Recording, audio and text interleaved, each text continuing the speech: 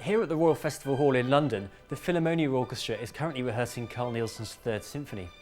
And I feel if Nielsen was around today, he'd probably be lurking backstage in an area like this up to some sort of mischief. Just before he died in 1931, Nielsen climbed up some ropes backstage at the Royal Theatre in Copenhagen. It got him into some serious trouble, not least with his health.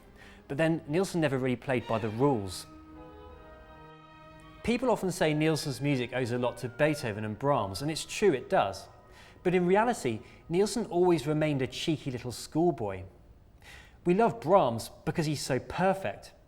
Nielsen's so exciting because of his imperfections. In an age where we're all hooked on the latest Nordic thriller, Nielsen's music doesn't disappoint either.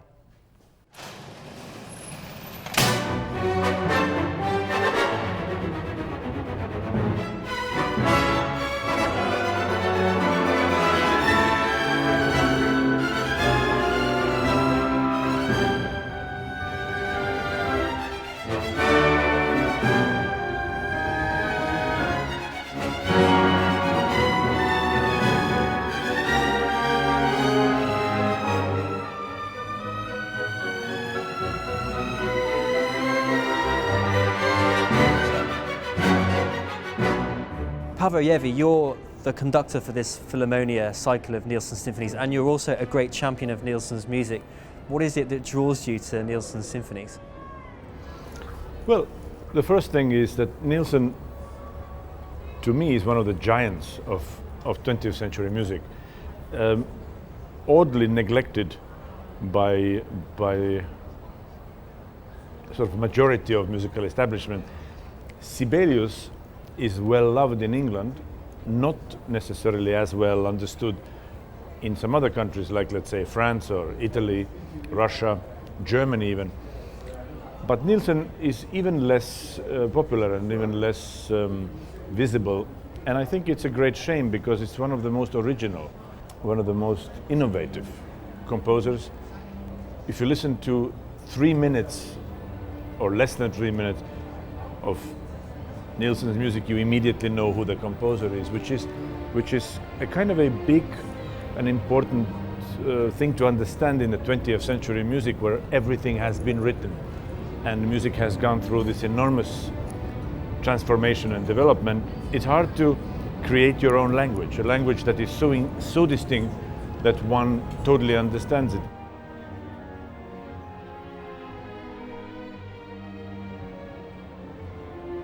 Like the writer Hans Christian Andersen, he of the Little Mermaid fame, Nielsen was born in poverty on a Danish island, the very same island as Andersen in fact. Nielsen played the violin in his father's travelling wedding band, and later he played the bugle in the local barracks band. But when it became clear that Nielsen had serious musical talent, he crossed the water to Copenhagen to enrol at the Royal Danish Academy of Music. Fashionable, sophisticated Copenhagen prompted all sorts of crises of identity for Nielsen, but he stuck to his guns. Not only did he trust his rural, folk-like musical instincts, but he realised that in ramming those things up against accepted symphonic designs, he could give birth to an intensely new, modern music. What I like about Nielsen is that he doesn't seem to care what anybody else thinks, and he doesn't seem to care about what the conventions are, and that's for that reason nobody played him in the beginning. They thought he's just crazy, there's something wrong, because real music doesn't sound like that. But he was ahead of his time.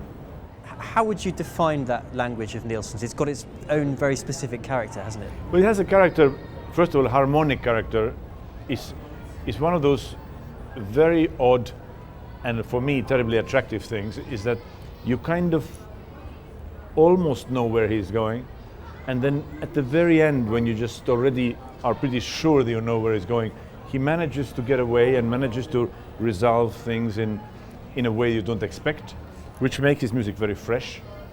The other thing is that he has a very peculiar rhythmic style, if one can say so, where you can, on one hand, detect the modern world around him. On the other hand, you sort of feel the kind of a rustic world and the kind of a down-to-earth Danish enjoyment of life. Simplicity, sort of pesante, something good-natured. It's a very attractive mix, and yet harmonically you can always tell that, oh yeah, that must be Nielsen, because nobody else writes like that. I don't care what the tradition is, he seems to be saying. I don't care what you think of my music, and couldn't care less if you understand it, but this is what I'm writing. We are a little bit in the same age today, and somehow the new generation is not so self-conscious about should it be this way or that way.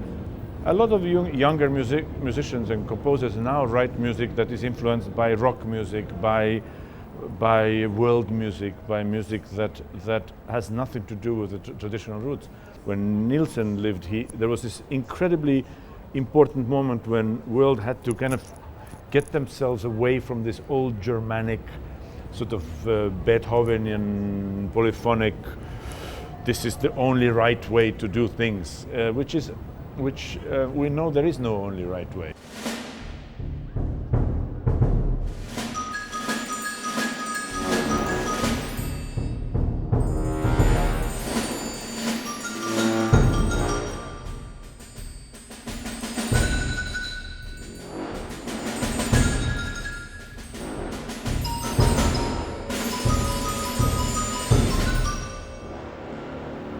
That modernity in Nielsen's music was forceful and embracing.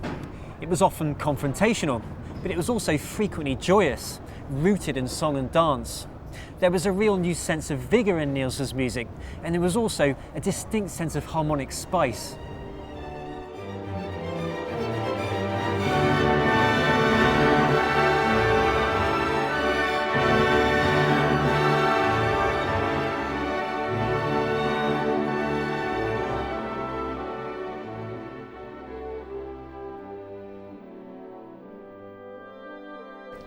There are a few things you can listen for in Nielsen's music in order to understand better where he was coming from. The first is his apparent roughness. And if you've ever seen The Killing or Borgen on TV, you might know something about the very staccato, abrupt sound of the Danish language. That's absolutely part of Nielsen's voice. The first 4 symphonies all begin with some element of controlled chaos. It's a really marvellous effect.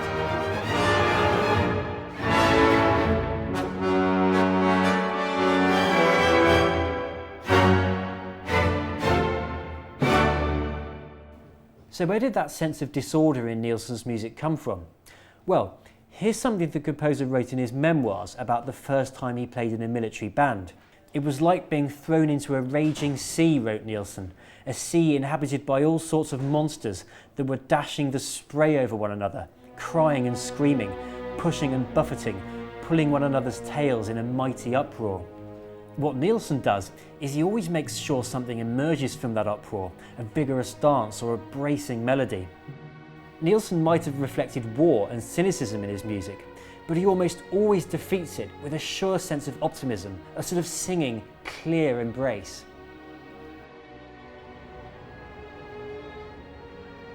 Interesting thing about the 5th Symphony and 6th Symphony, it's written around the same time when the Rite of Spring was written.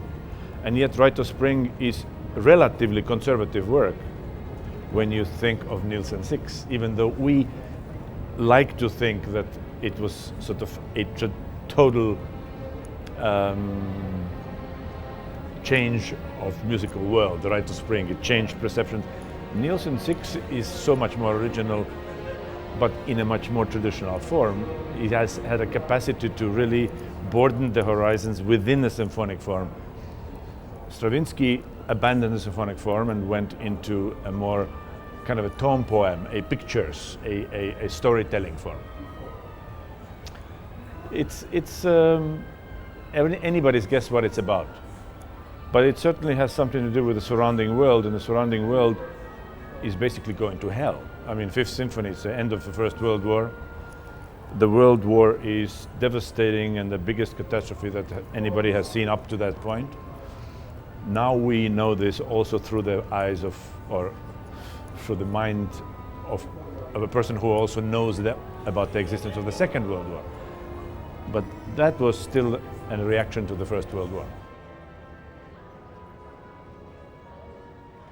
Nielsen absolutely wanted everyone to enjoy his works, no matter what their background or their experience with music.